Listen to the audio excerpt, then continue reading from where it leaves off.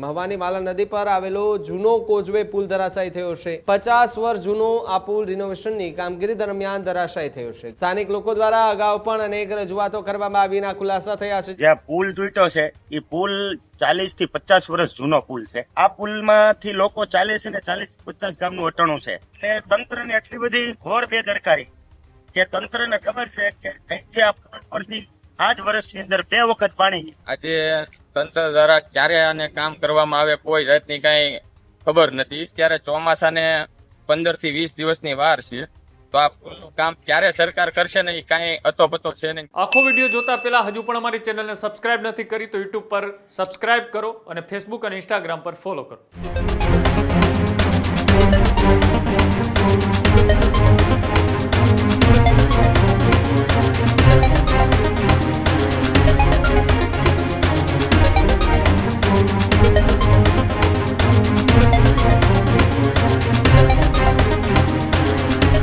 ભાવનગરના મહવાની જે માલણ નદી છે તેના પર એક બ્રિજ આવેલો હતો। આ બ્રિજનું રિનોવેશનનું કામગીરીની શરૂઆત થઈ હતી। એ દરમિયાન એક અડધો ભાગ જે છે તે તૂટી પડ્યાની ઘટના સામે આવી છે। મહવાની માલણ નદી પર આવેલો જૂનો કોઝવે પુલ ધરાશાયી થયો છે। 50 વર્ષ જૂનો આ પુલ રિનોવેશનની કામગીરી દરમિયાન ધરાશાયી થયો છે। ઘટના ગઈકાલે મોડી રાત્રે બની હોવાની વાત સામે આવી છે। જો કે ઘટનાએ જે સ્ટેટ એન્ડ આરએનબી વિભાગની કામગીરી પર ગંભીર સવાલો ઊભા કર્યા છે।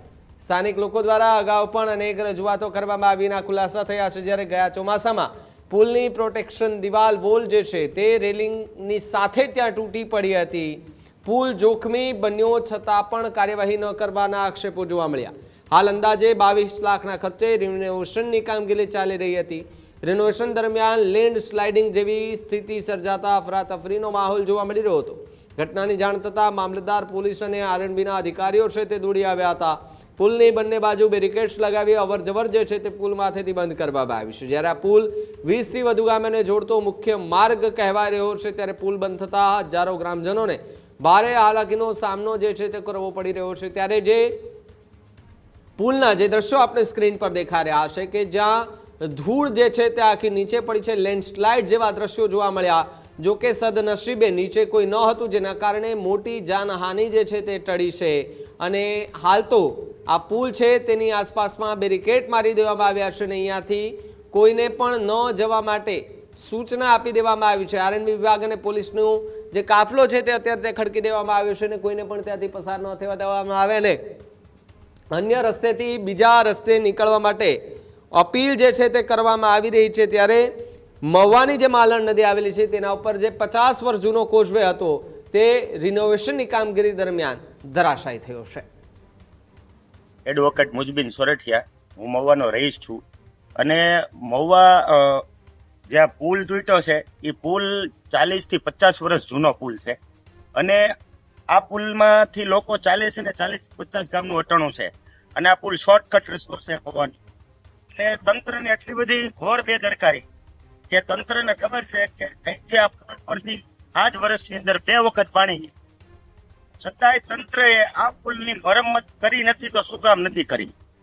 અને હવે ચોમાસાનો ટાઈમ આવે છે, પાણી જશે તો તંત્ર આ ક્યારે પુલ સારો કરશે? મારું નામ સજ્જાદ અલી યુસુફ અલી દરેડિયા છે। હું અહીંયા ભાદરણના જાફે રહું છું અને હું એક જાગૃત નાગરિક છું। આજે આ પુલને 50 વર્ષ જૂનો પુલ છે। 50 વર્ષમાં ક્યારેય આ પુલની મરમ્મત કરવામાં આવી નથી અને આજે આ પુલ ધરાશાયી થયો છે। અને આ પુલ ઉપરથી અવર જવર કરતા હજારો લોકો છે અને 40 ગામડાને આ પુલ જોડે છે। આજે તંત્ર દ્વારા ક્યારે આને કામ કરવામાં આવે કોઈ જાતની કઈ ખબર નથી અને આ 40 ગામડાને લગતા રોજના અહીંથી કેટલાક દવાખાનાના કેસો પણ આવે છે। અહીંથી દિવસમાં 2 વાર 108 પણ પસાર થાય છે। તો હવે સરકાર ક્યારે આ બાબતને ધ્યાનમાં લઈ અને પુલનું કામ ચાલુ કરશે અને ચાલુ કરશે તો અત્યારે ચોમાસાને 15 થી 20 દિવસની વાર છે, તો આ પુલનું કામ ક્યારે સરકાર કરશે ને એ કાંઈ અતોપતો છે ને કાંઈ સમજાતું નથી। હવે સરકાર આમાં ક્યારે કામ કરે ને એની અમને જલ્દીથી આ પુલ સારો કરે અને આ પુલ ઉપરથી બધા પબ્લિકની અવર જવર ચાલુ થઈ જાય એવી અમારી માંગણી છે। નાયબ કાર્યપાલક ઇજનેર માર્ગ પેટા વિભાગ મહુવા ડીએમ શેતા કાલ સાંજના સમયે મોડી સાંજના સમયે મહુવા માલણ નદી પર આવેલ ખૂબ જૂનો કોઝવે જેમાં ગત ચોમાસામાં દિવાલ વધારે વરસાદને કારણે નુકસાન થયેલ હતું તે દિવાલનું રિપેરિંગ કામ શરૂ કરતા દિવાલનો પાયાના ખોદાણ વખતે દિવાલનો એક ટુકડો ધસી પડતા લેન્ડસ્લાઇડિંગ થતા રસ્તો તાત્કાલિક ધોરણે બંધ કરેલ છે અને સાઈડમાં ડાયવર્ઝન કરી વાહન વ્યવહાર શરૂ કરવાની કામગીરી હાથ ધરવામાં આવે છે.